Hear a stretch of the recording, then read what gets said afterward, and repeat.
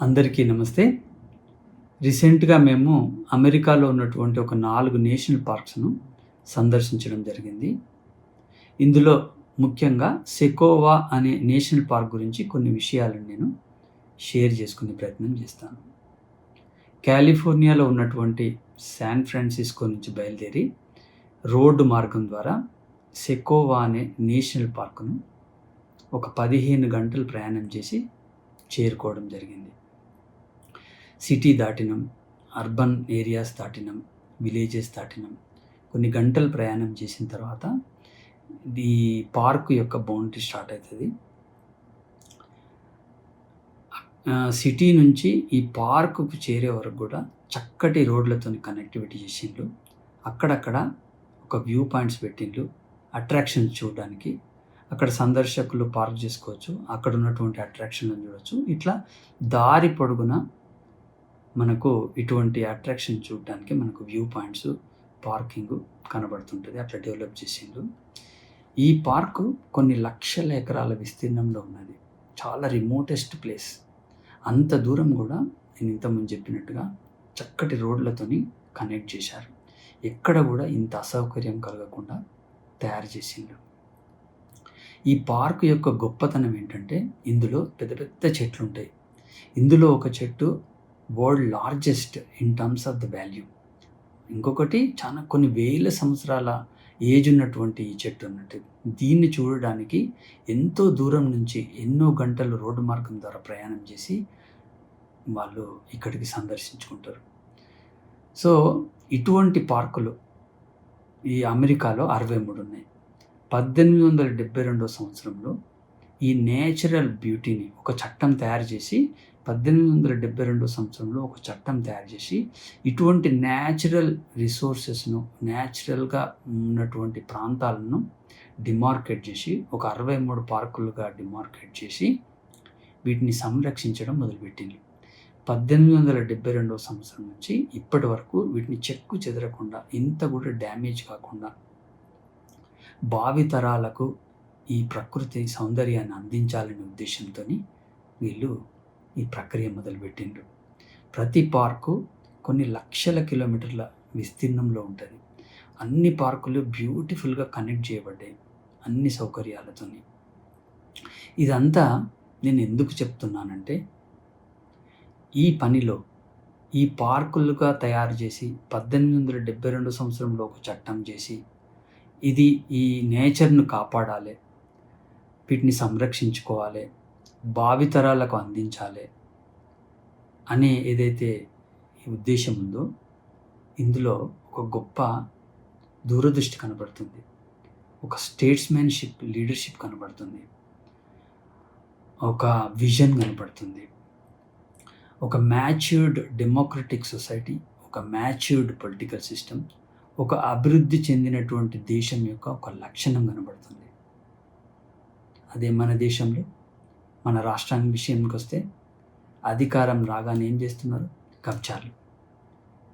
చెరువులు కబ్జా, గుట్టలు కబ్జా, నదులు కబ్జా, ప్రభుత్వ భూములు కబ్జా, అన్ని కబ్జాలే. ఇదేనా మనం చేయవలసింది? దీనికి నాంది ఎవరు పలికిండ్రు? TRS, BRS party. తెలంగాణ అభివృద్ధి, తెలంగాణ విముక్తి, తెలంగాణ విమోచన అని చెప్పి అధికారంలోకి వచ్చి మనం చేసిందేంది? కబ్జాలు, అవినీతి. ఇట్లా ఏం కనబడుతుంది మనకు?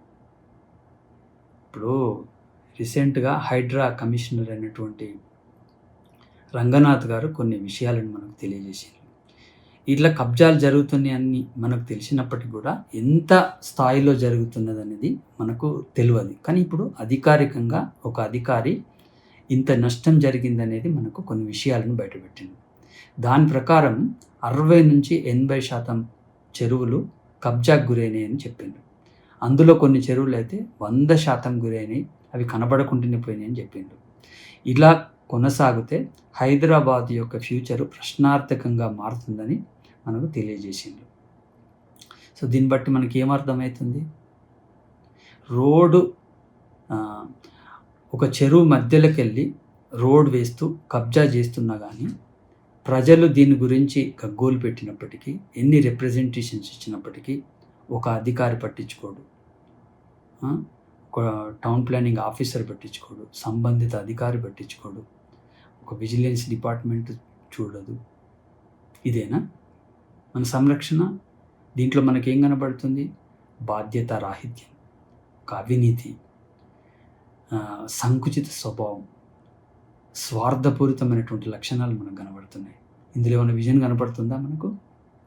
ఇదేనా ప్రజాసేవ అంటే? ఇదేనా బాధ్యత అంటే? ఇప్పటికైనా కాంగ్రెస్ ప్రభుత్వం హైడ్రా అనే ఒక డిపార్ట్మెంట్ పెట్టి దానికి ఒక మంచి అధికారిని బాధ్యతలు అప్పచెప్పి ప్రభుత్వ భూములను, ఈ చెరువులను కాపాడాలనే సదుద్దేశంతో దీన్ని ముందుకు తీసుకురావడం, ఇది తెలంగాణ ప్రజానీకం చాలా స్వాగతిస్తున్నారు. దీన్ని ఒక హైదరాబాద్కే పరిమితం చేయకుండా రాష్ట్ర వ్యాప్తంగా దీని స్కోప్ను పెంచాలి. ఎందుకంటే రాష్ట్రంలో ప్రతి జిల్లాలో, ప్రతి మండలంలో, ప్రతి నియోజకవర్గంలో ఈ కబ్జాకోరులు కబ్జాలు చేసిండ్రు. వాటిని మనం తిరిగి స్వాధీనం చేసుకోవాల్సినటువంటి అవసరం ఉన్నది. దీన్ని భావి తరాలకు కాపాడాల్సినటువంటి అవసరం ఉన్నది. ప్రకృతిని సంరక్షించుకోవాల్సినటువంటి అవసరం ఉంది. కాబట్టి దీనికి ఈ స్కోప్ను పెంచాల్సిందే. ఇంకొకటి, దీనికి చట్టబద్ధత కల్పించాలి, పకడ్బందీగా అమలు చేయాలి. ఈ సందర్భంగా తెలంగాణ రాష్ట్ర ప్రజలకు, తెలంగాణలో ఉన్నటువంటి మేధావులకు అందరికీ నాదొక విజ్ఞప్తి. ఆలోచించండి మీరు. మనము చిత్తశుద్ధి, అంకిత భావం, క్యారెక్టర్ లేనటువంటి నాయకులను ఎన్నుకుంటే ఇగో మన సమాజంలో గిట్లనే కనబడుతుంది. ఇది ఒక విధంగా సమాజంలో అసమానతలు పెంచడం కాదా? మనం రీసెంట్గా ఎన్నో గణాంకాలు చెప్తున్నాయి. 70% of the wealth is in the hands of 1% people. మరి ఎట్లా అసమానతలు పెరుగుతున్నాయి? ఇదొక మార్గం. కబ్జాలు, ప్రభుత్వ ఆస్తులు, ప్రజల ఆస్తులు, ఇది జాతి సంపద, అందరికీ చెందవలసినటువంటి సంపద కొద్దిమంది కబ్జాకోరులు చేయబట్టి కొద్దిమంది చేతిలోకి వెళ్ళిపోతుంది. మరి ఇది ఎంతవరకు కరెక్ట్? మరి ఇది ఆపాలంటే మనం ఏం చేయాలి? ఆలోచించండి మీరు. మన యొక్క ఓటు హక్కును, రాజ్యాంగం ఇచ్చినటువంటి విధులను మనం నిర్వర్తిస్తున్నామా ప్రజలుగా? మనము చిత్తశుద్ధి లేని, దూరదృష్టి లేని, అంకిత భావం లేనటువంటి నాయకులను ఎన్నుకుంటే మన సమాజం ఇట్లనే ఉంటుంది. కాబట్టి రానున్న ఎలక్షన్లో మన బాధ్యతను గుర్తెరిగి, మన ఓటు హక్కు ఇంపార్టెన్స్ను గుర్తించి, అందరూ దీని గురించి ఆలోచన చేసి ఒక మంచి నాయకత్వాన్ని, ఒక బాధ్యతాయుతమైనటువంటి లీడర్స్ను మనం ఎన్నుకోకపోతే మనం ఇంకా మన జీవితాలు కానీ, మన దేశం యొక్క భవిష్యత్తు కానీ, మన రాష్ట్ర భవిష్యత్తు కానీ ప్రశ్నార్థకంగా మారబోతుంది. కాబట్టి దీని గురించి అందరూ మేధావులు, అన్ని వర్గాల ప్రజలు ఆలోచించాల్సినటువంటి అవసరం ఉన్నది అని చెప్తూ అందరికీ నమస్తే. Thank you.